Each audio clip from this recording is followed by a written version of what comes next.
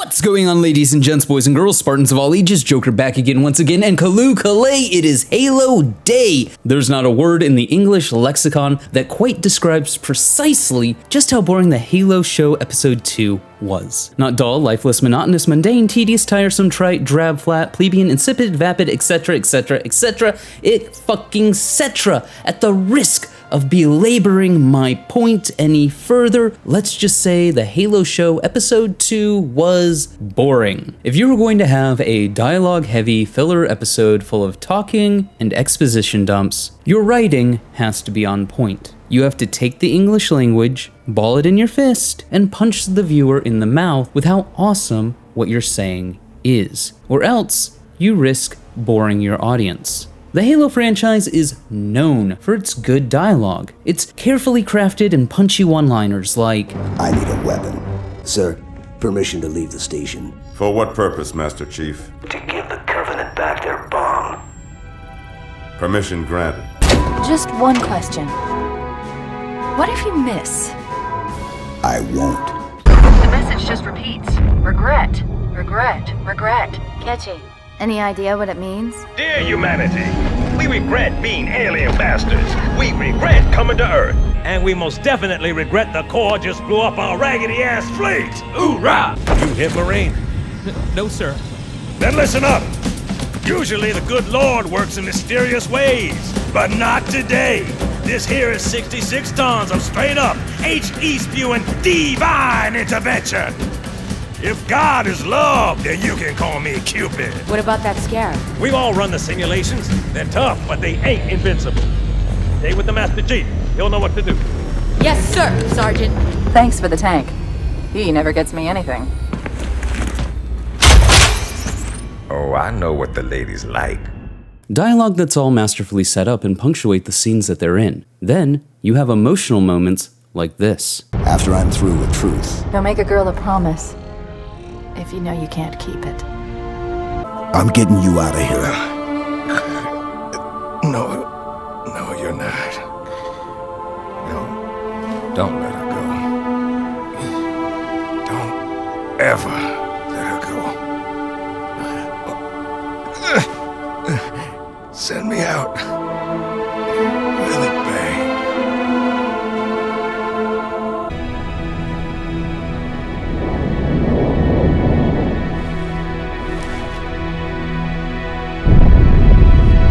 If we don't make it, We'll make it.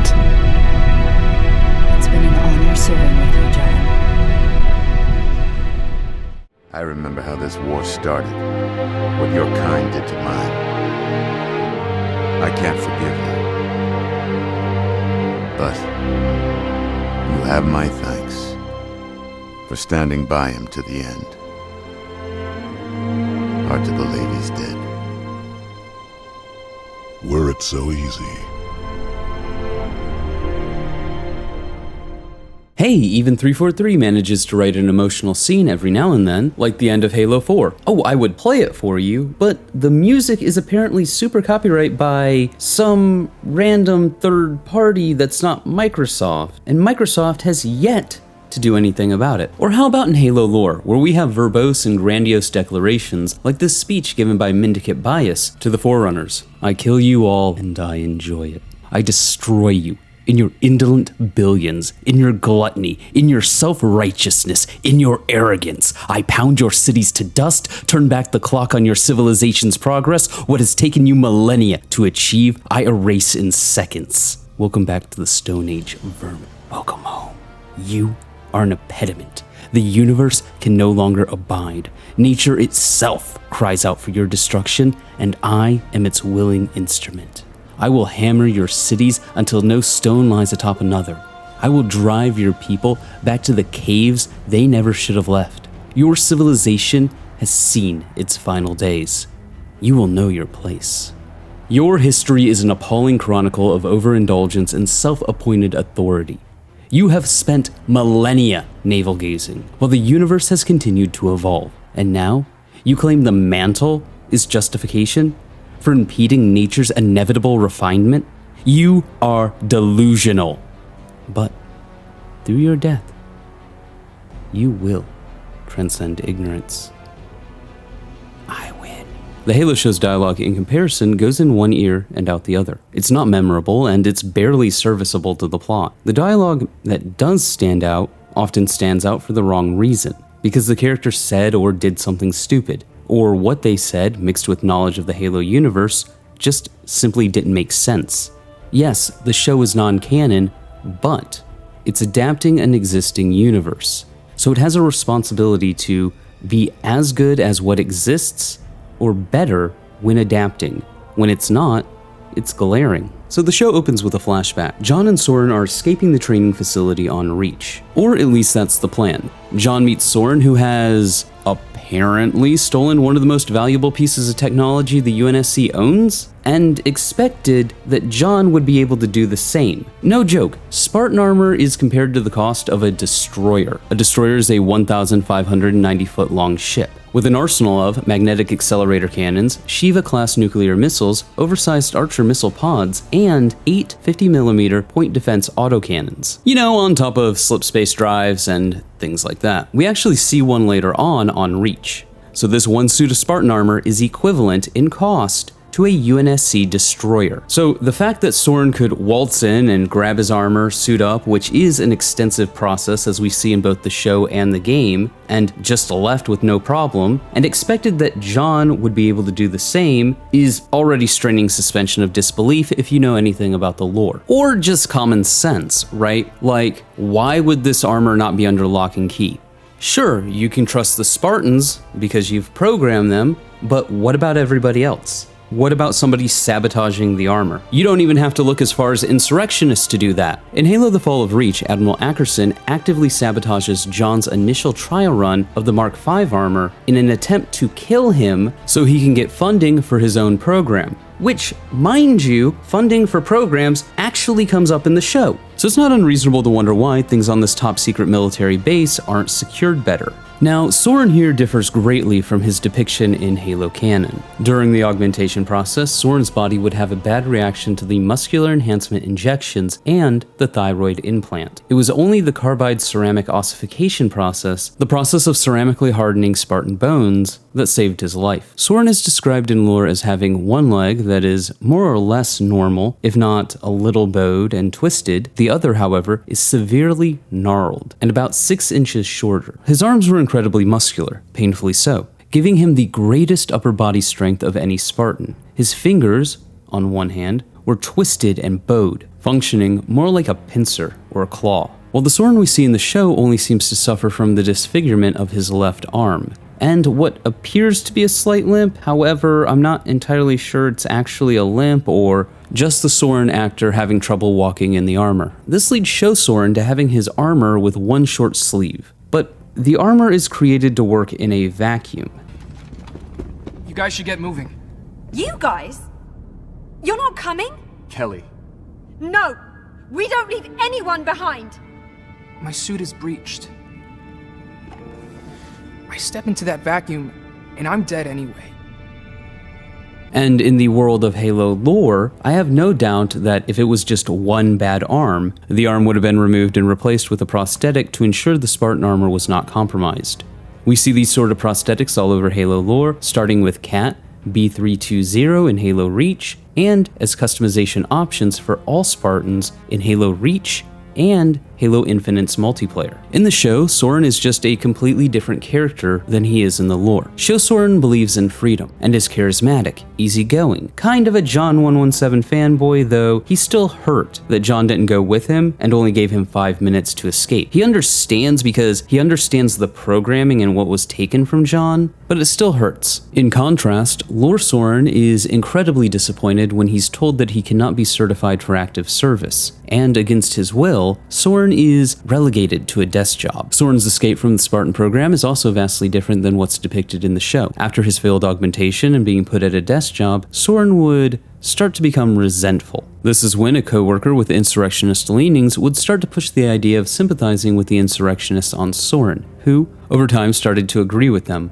It was then that Soren and his accomplice would try to steal a longsword and make their escape from Reach only to be shot down. So yeah, Soren in the show is nothing like Soren in the books. I mean, I guess they both got shot down trying to escape Reach, but That's it. This leads to a tense moment, but then ultimately John lets him go. Soren tries to convince John to come with him, and he doesn't.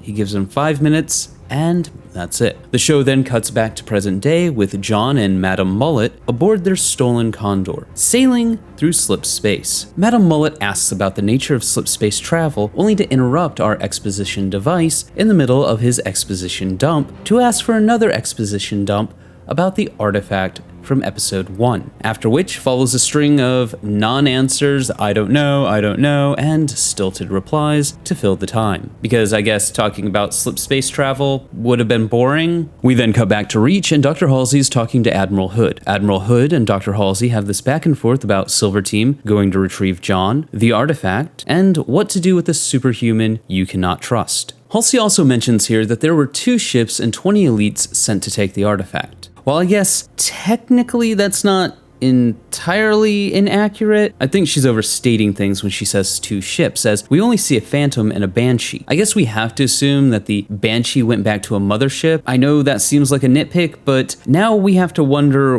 where was the Covenant cruiser or the Corvette that should have been in system? They really don't expect us to believe that they took a Phantom to recover a sacred Forerunner artifact, or that an elite got away and made it all the way back to High Charity in a Banshee, do they? And come to think of it, entire worlds have had full-blown Covenant invasions and been glassed for less than 1 Forerunner artifact.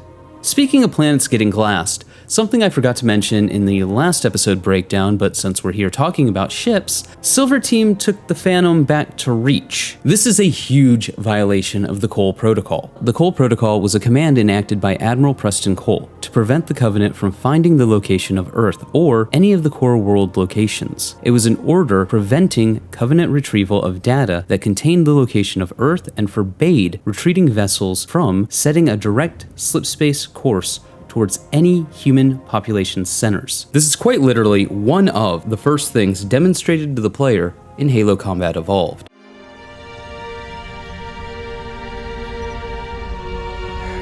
We made a blind jump. How did they... Get here first? The Covenant ships have always been faster.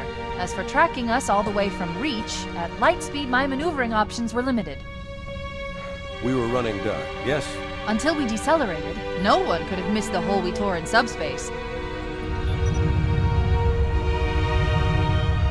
They were waiting for us on the far side of the planet.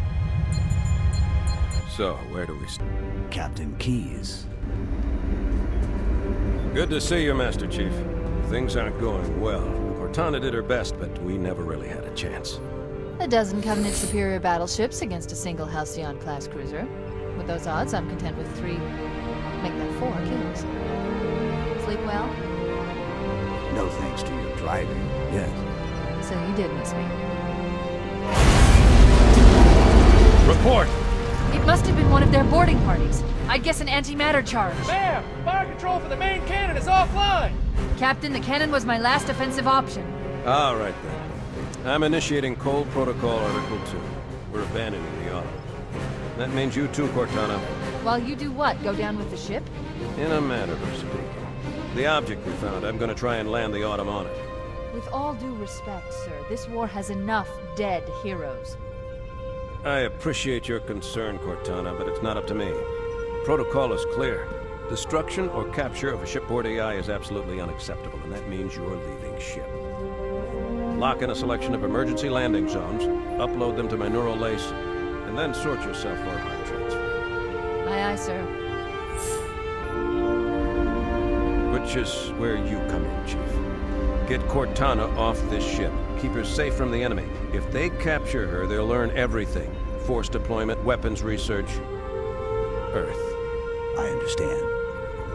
Now, why is this important? Remember how I stated in our episode 1 review that this was an idiot's plot, and things only happen because people are stupid? Cole Protocol subsection 7. No captured Covenant craft may be taken to human-controlled space without an extensive search for tracking systems that could lead the Covenant back to human bases. Given that Silver Team took the Phantom back to Reach and even beat John and his Condor by no insignificant amount of time, I'm guessing it wasn't Cole Protocol compliant. And I don't think that this is an oversight on the writer's part, because they've changed so much, they now need to figure out how to get from point A, point B, to the fall of Reach. So what does that mean for the plot of the show? Well, in lore, the location of Halo was discovered via a crystal that was present in the Museum of Natural History on Sigma Octanus 4. This artifact would contain a star chart embedded with the coordinates to the Soel system and Installation 04. It was also during the Battle of Sigma Octanus 4 that the Iroquois, captained by Jacob Keyes, would return to Reach with the tracking probe attached to it, masquerading as debris from the battle. This would lead to the discovery of Reach by Covenant forces. However, in the show, the UNSC already have an artifact that the Covenant are after with the location of Halo on it. It also allows the show to save a lot of money by not having to do space battles or urban warfare with the Covenant. They can just delete that plotline by saying the Covenant tracked the Phantom that Silver Team brought back to Reach, or by having the Blessed One taken to Reach at some point and she communicates to the Covenant where she's at or where the location of Reach is. So they get from A to B to the fall of Reach, and the timelines merge again because then we go to Halo at some point, maybe, right? But I digress, as I am oft wont to do. So we cut back to Silver Team. Silver Team is talking about John, not Fred. Trust that this is all part of some plan that John has. Well, not Linda, seems more concerned and skeptical about the whole thing. I guess John is the only one who's an automaton incapable of thinking or feeling or questioning orders. In fact, doesn't all of Silver Team question their orders from the Admiral? When it comes to bringing John in, weren't they about to kill everyone who tried to hurt John? Because if they try to hurt John, they're not a friendly? This wouldn't be a sign of inconsistency within the writing? No, never. Not even once. We are then reminded about how absolutely pointless the pilot is in Halo Infinite, as John's Condor exits slipspace in a scene more reminiscent of Star Wars than Halo. I'm worthless.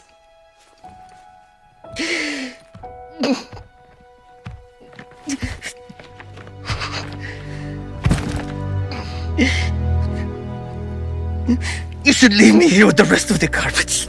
Our dynamic duo then lands at the rubble, and my notes say that I am supposed to, like every other YouTuber, mention the door's sound, like the Covenant doors, and not like what the door looks like, this huge vault door. I'm then supposed to play a clip to prove my point.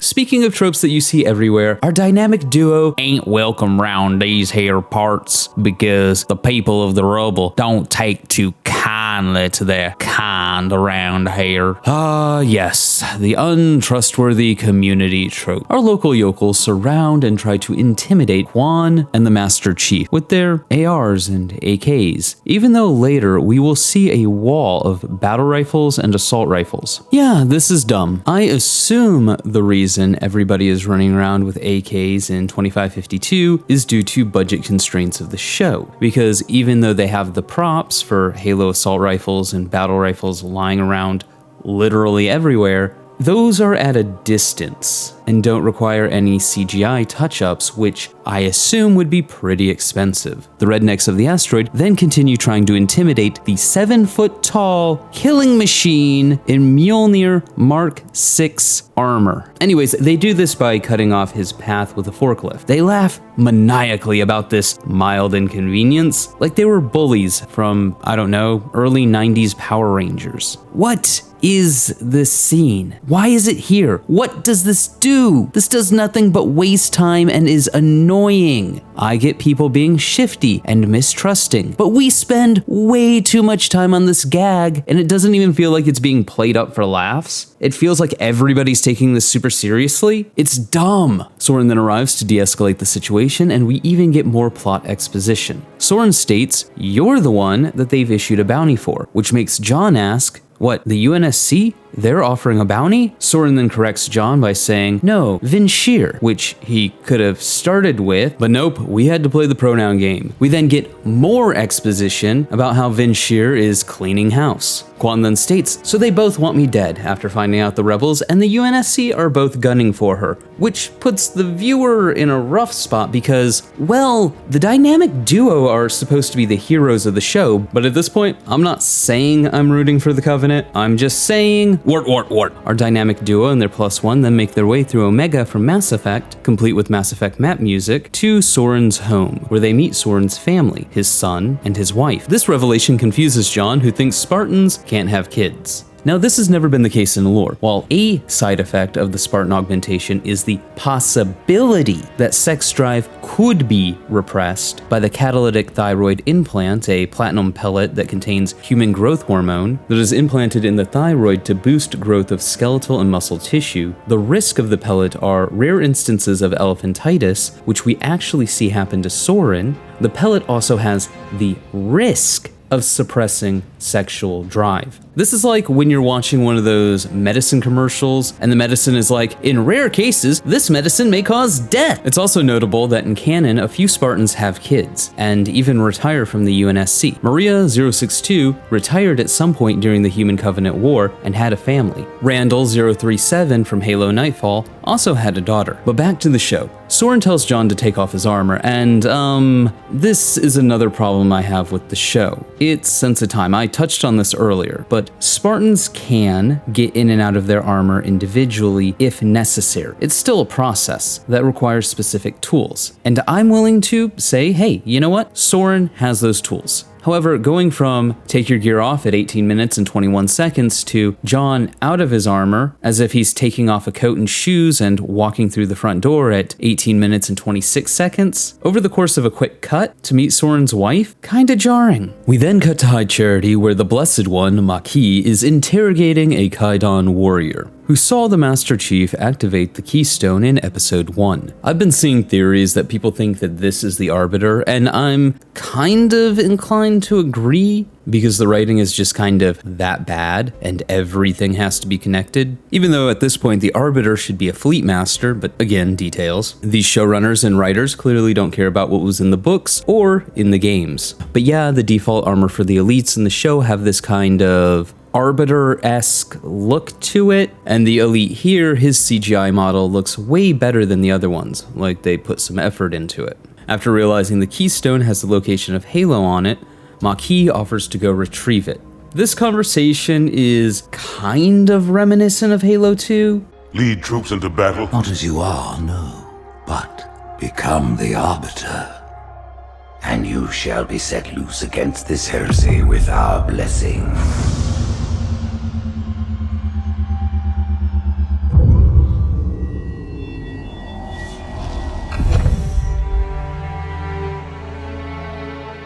What of the Council? The tasks you must undertake as the Arbiter are perilous, suicidal. You will die, as each Arbiter has before you. The Council will have their corpse. Which has me worried. So, Maki is not CGI. This is important. She's also the Blessed One, the Prophet's treasured instrument. But maybe, just maybe, in the course of the story, she lets those filthy humans, this demon, this Master Chief, find Halo and destroy the sacred ring. Incompetence like that cannot be tolerated. And this bungler, this incompetent, will be brought before the Covenant leadership. Mercy definitely has a soft spot for her. So while the Council will want to have her entrails pulled from her body and paraded around High Charity, the terms of her execution will ultimately be up to him. But I mean, she's already dead. However, they have a place for her as the Arbiter, because if it wasn't for the Arbiter, the Covenant would have broken long ago. Yada yada yada yada yada. After the Covenant politicking is left on a cliffhanger, we return to the much less interesting and much more infuriating human politicking. Where do I even start with how dumb all of this is? You know what?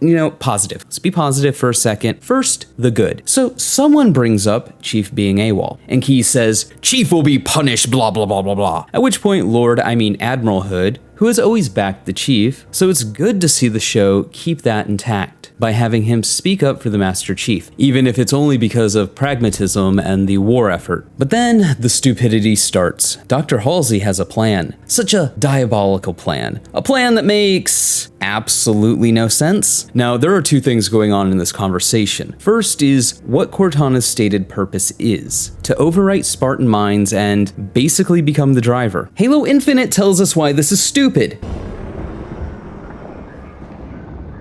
You are here because you were chosen. Our enemies are getting smarter and more numerous every day.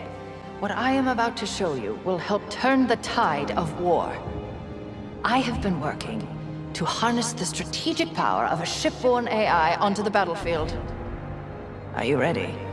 Yes, Dr. Halsey.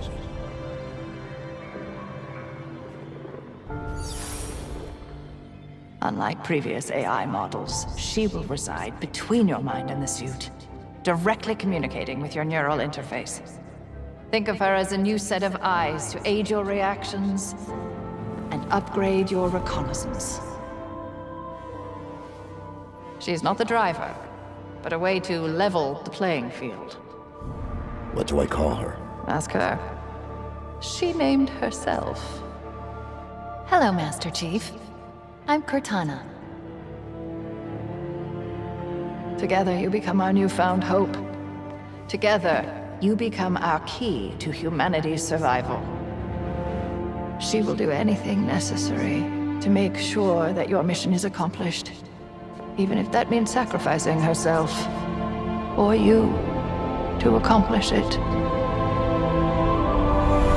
Also, 343 just released a game that said this wasn't how Cortana worked. Now, I get that the show is not canon, but maybe, just maybe, you might want to, I don't know, keep the show somewhat in line with at least the most recent title that you have released, because the whole point of the show is to draw people to that game.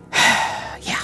Anyways. And this isn't something open to interpretation. Keyes takes objection with the idea of overwriting John's mind, which is weird because wasn't he just calling for John to be punished, and the implication of that punishment was John would no longer be able to serve at Spartan capacity? So why does he suddenly care if John's mind gets overwritten? I mean, he also just had no problem in episode 1 with killing a teenager. This is really, really inconsistent writing. I mean, don't get me wrong, they've totally fucked Keyes' character up, but even within the universe that they've established this new Jacob Keyes in, they can't keep it consistent. Who knows, maybe he's just feeling a twinge of guilt for helping to kidnap the kids for the Spartan program. I don't know. Yeah. Anyways, so either the plan that Dr. Halsey presents is a blatant lie, or it's the actual plan, which means this is an utter betrayal of Dr. Halsey's character. And I guess Cortana, not being psycho just yet, says no, fuck that. Or John and his contact with the Forerunner artifact protects him from being meat puppeted. I'm really hoping this plan is a blatant lie, but if it's not a blatant lie, a lot more things in this canon do not make sense. Because if Cortana is just a smart AI like she is in the game in the lore, what exactly is the issue here? This is important because no one in this room seems to know what a smart AI is. Dr. Halsey has to go into a lengthy description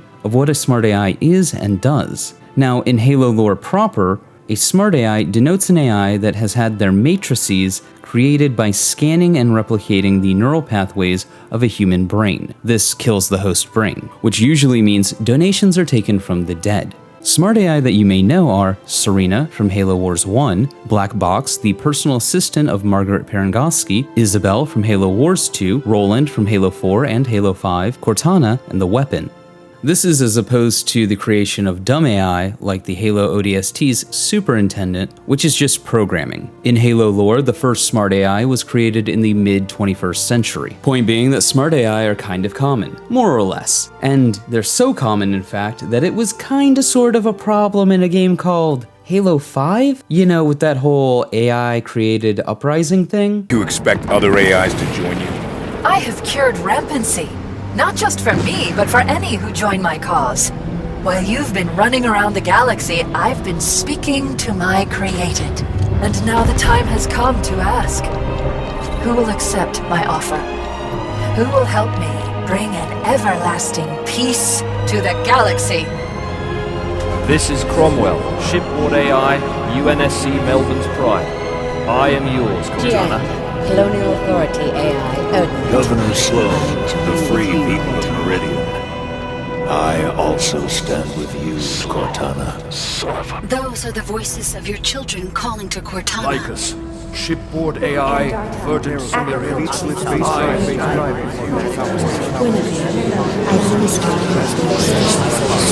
My allegiance is to you. I stand with you, Cortana. But Joker, the show's not canon! Yes, for the umpteenth time. But you would think that some things like, I don't know, smart AI would remain the same. So what Halsey means when she says Cortana is the first of her kind is weird, because you only have one of two interpretations. Either Cortana is the first smart AI ever, or Cortana was created to be a smart AI that can meat suit puppet Spartans. And if Cortana was actually designed to meat suit puppet Spartans, then this show has utterly destroyed Dr. Halsey's character. Did Dr. Halsey do some sketchy things? Absolutely. But this obsession that 343 has had with making Dr. Halsey a war criminal is kind of dumb. I mean, I guess this is one of those things that we can inevitably see what happened with the Spartans and we go, if John 117 wasn't a thing, then humanity would be dead.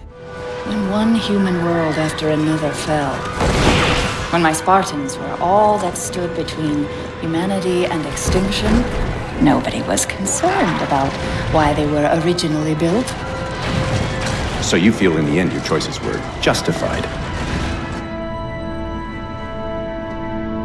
My work saved the human race.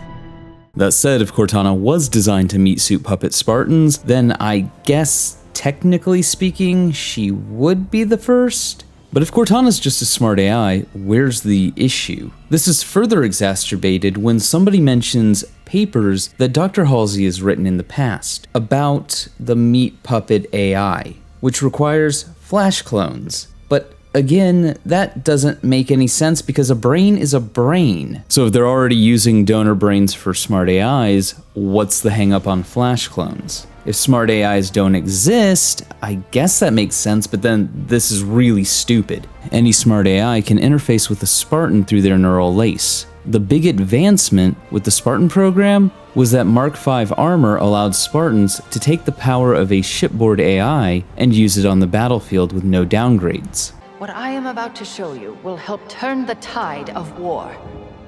I have been working to harness the strategic power of a shipborne AI onto the battlefield. Are you ready? Yes, Dr. Halsey.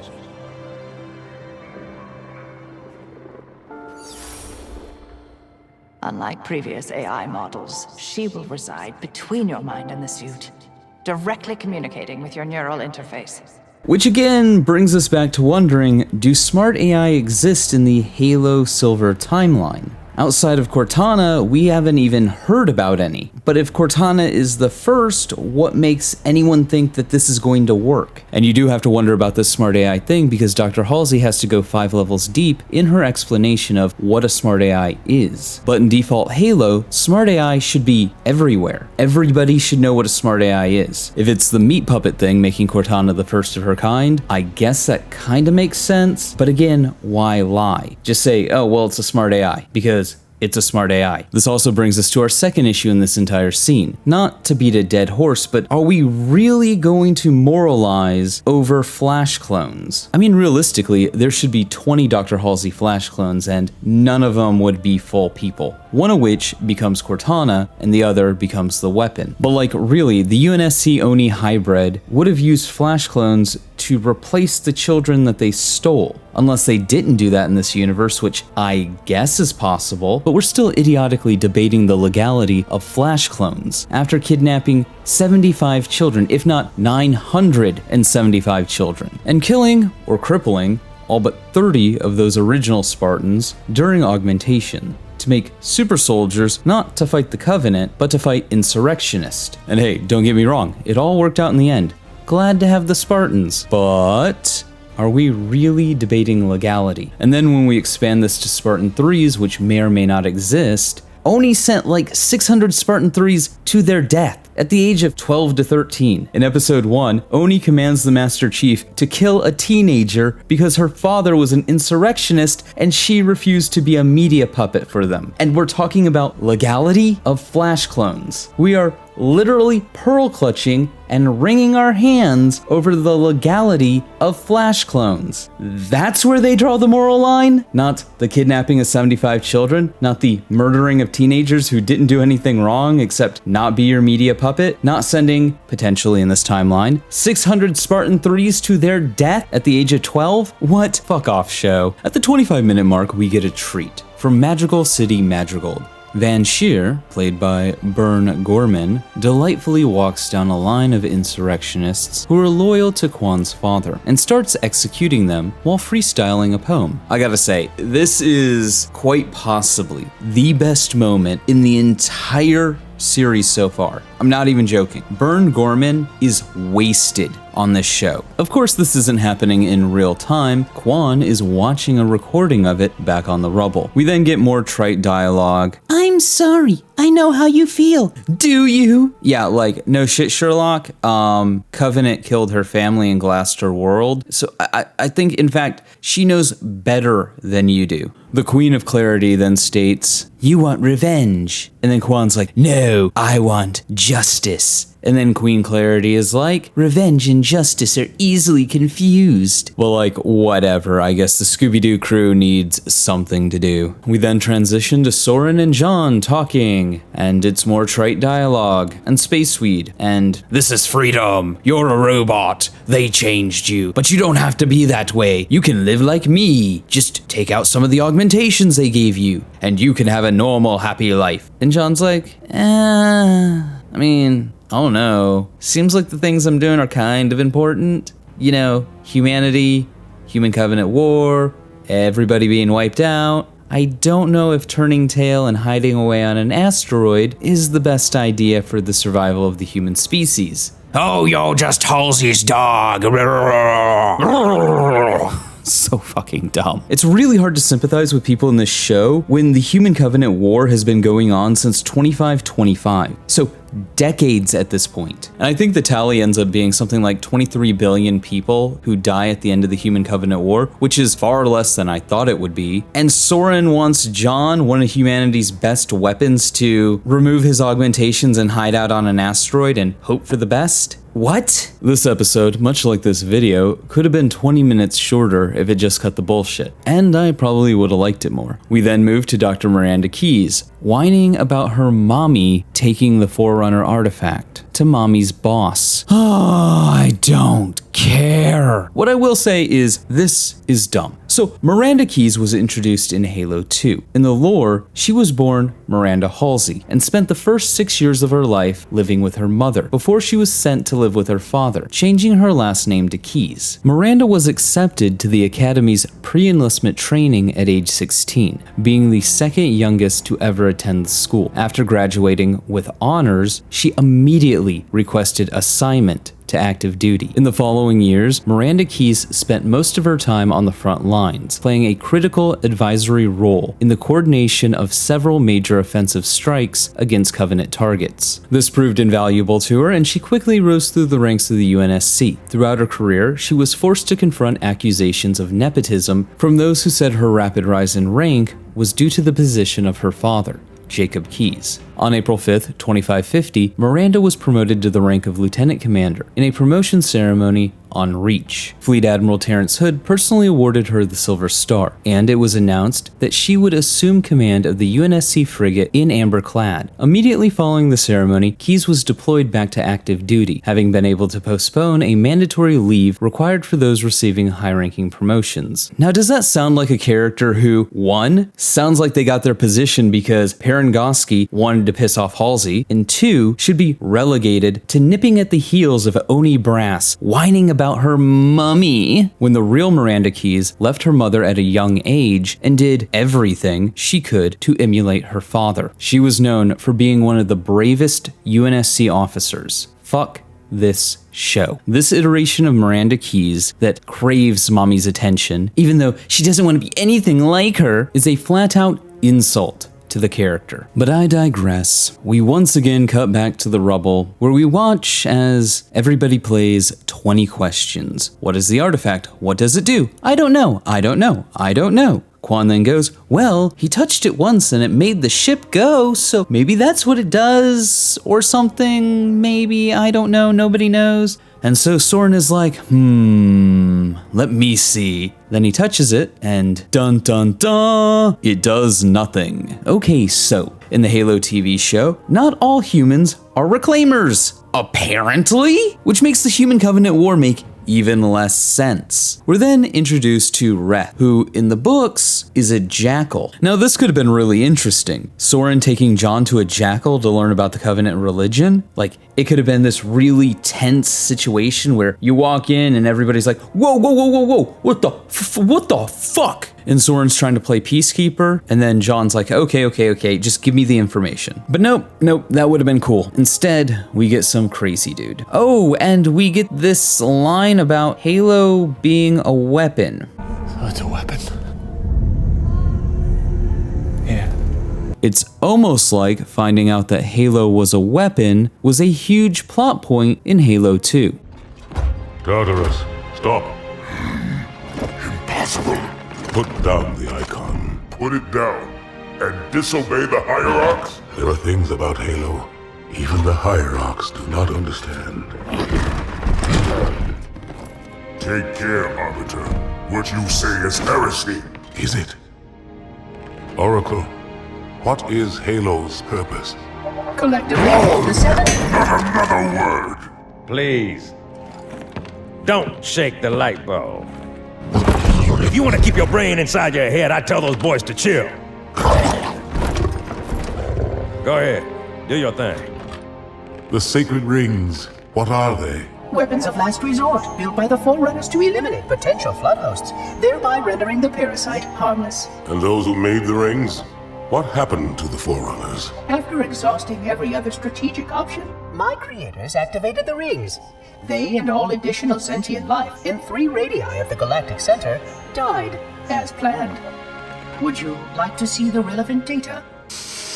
Yeah, it's kind of like no one knew these were weapons until they knew they were weapons. The Great Journey is the central goal of the Covenant religion. According to the Covenant, the Forerunners initiated the first Great Journey through the use of the 7 halos, or sacred rings, which unleashed a divine wind that swept through the galaxy and elevated the Forerunners to godhood. The Covenant seeking to do the same by finding and activating the sacred rings, which would transcend those worthy to the divine beyond, a heavenly paradise they would share with the Forerunners. The non-believers and those unworthy of the journey would be left behind as punishment for their heresy. Left behind, not killed. This is also why, in Halo lore, humanity poses such a great threat to the Covenant religion, because they believe all the Forerunners went to heaven. Armed with the knowledge that the Covenant are after a weapon that will end all life in the galaxy, Master Chief leaves Quan on the rubble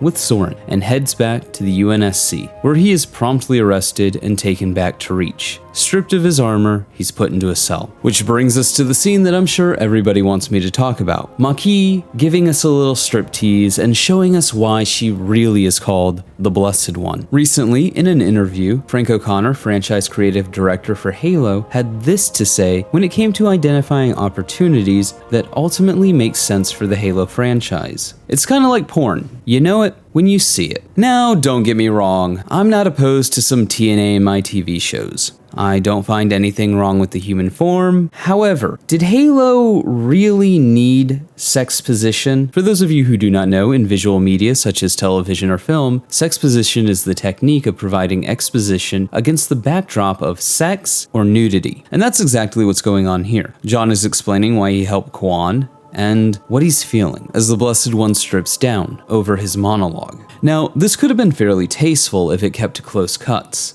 of Makee examining herself, or the scarring and or branding that's on her back. Boom, long shot of side boob and ass. They didn't need that. That just comes off as desperate and exploitative to get people to talk about it. And here we are, so I guess it worked. However, this does nothing for the storytelling. In fact, it's kinda distracting. From a storytelling standpoint, this distracts from the symmetry that the show is trying to set up between John and the Blessed One. Kinda like the symmetry between Master Chief and the Arbiter. And look, I'm not saying I would be surprised if she ended up the Arbiter or John's sister. I'm just saying this isn't as crazy as it sounds. There was apparently a script from Guillermo del Toro, in which Master Chief had a twin brother who defected to the Flood. I'm not even joking, here's Marty talking about it. There was a del Toro version of the script?